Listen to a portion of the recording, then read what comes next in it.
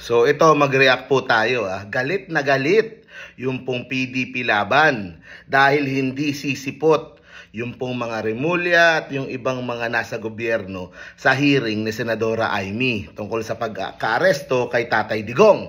O sabi kasi ni Executive Secretary Lucas Bersamin, given the extensive disclosures made, we believe that further participation may no longer be necessary at this time, especially considering that the Honorable Chairperson has publicly relayed her comprehensive findings. We must respectfully decline the invitation to attend the hearing. Nevertheless, we remain available to extend our full cooperation through other appropriate channels should there be any further clarifications within the bounds of the law. So talagang gigil na gigil yung pong PDP. Ito, sabi na, natatakot ba kayo? Natatakot ba magkalat daw ulit sa hearing? Sa akin lang, ito lang ito namang mga hearing na to, parang ano din yan sinasabi nga nila, hindi naman to hearing in aid of legislation. Ito po ay hearing in aid of election. Di ba? Napakalapit na nung eleksyon at nagagamit itong mga hearing na ito, di ba? Para sa pamboost ng kampanya ng mga naninira sa pamahalaan. Okay? Hindi lang natin papangalanan, pero gets nyo na kung ano ibig kong sabihin. Diba? Yung impeachment nga, dine-delay, di ba? Pero ito, minamadali. Bakit? Di ba? Yung impeachment after the elections pa. Pero ito, minamadali dahil in aid of election, hindi po in aid of legislation. Yung pong mga ginagawang pagdinig na yan at gusto lang sabunin yung pong mga tao sa gobyerno katulad ng mga Remulla, hindi naman nila magawa. Kasi dahil pulido po by the book yung pong ginawa ng gobyerno at yung mga Remulla ay hindi din naman magpapabuli dito sa mga kung sino man dyan. Diba? Dahil syempre alam nila tama yung ginagawa nila at syempre yung Cavite, diba?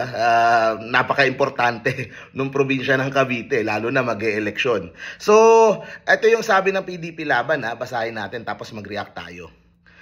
Yun. Natakot dahil baka magkalat ulit sa hearing. Yun yung sabi nila. So parang pinapalabas nila natakot daw kaya ayaw umattend dito po. Sa totoo lang, di ba kung takot yan, dapat simula pa lang ay hindi na umattend. Dapat nung unang hearing pa lang, hindi na nagpakita. Pwede namang magano yung Pangulo ng ganun na sa unang hearing pa lang. Pero hindi Kumbaga, lahat ng mga gustong itanong, tinanong na nung unang hearing. Obviously, itong pangalawang hearing ay gusto na lang mag-score ng political points. Susubukan para siguro maka-encourage ng mga botante o ng atensyon. Pero wala po itong naitutulong sa gobyerno. Wala po itong naitutulong sa pamahalaan.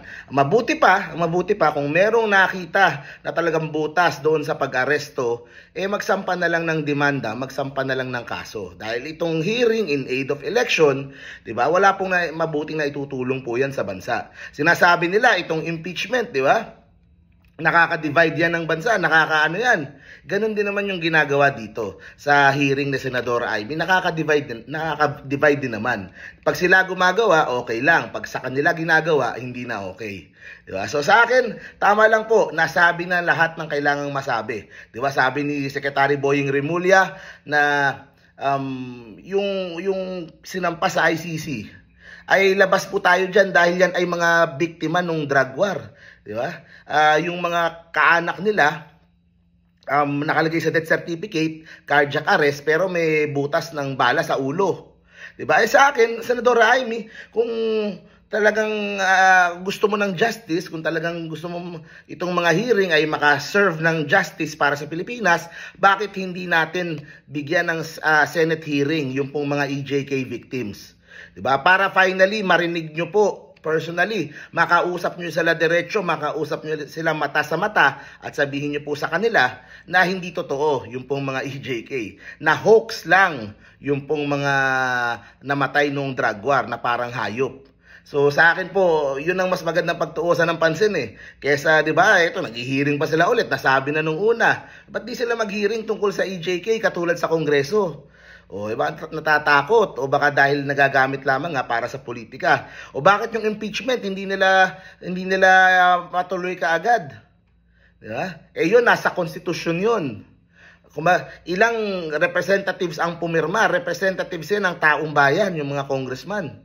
So yan yung Team Pilipinas, yan yung nagre-represent sa maraming mga probinsya at maraming mga kababayan natin.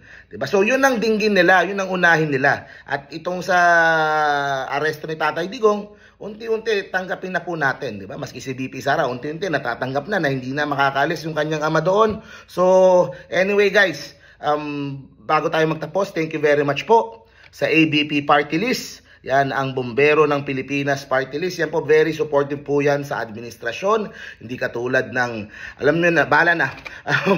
Very supportive po yung ABP sa Bagong Pilipinas. Of course, kay Congressman, soon to be, Pep Goytia, first nominee ng ABP Party List. Sila po ay re-represent sa mga bombero, sa mga rescue workers, sa mga fire volunteers, para po magkaroon sila ng tamang representasyon at mabigyan sila ng tamang pondo, tamang kagamitan, tamang insurance, tamang pagtrato, lahat po ng kailangan ng mga rescue workers po natin at mga magigiting po nating bombero, dahil medyo napabayaan po talaga over the how many years and decades yung ating mga magigiting na bombero. Kaya panahon na po na magkaroon ng ABP sa Kongreso. And of course, ito ay very supportive sa Pangulo. Kaya maraming salamat po sa ABP Party List. So ayun, tuloy-tuloy lang po yung coverage po natin. See you po sa next video. Stay safe parati guys. Bye-bye.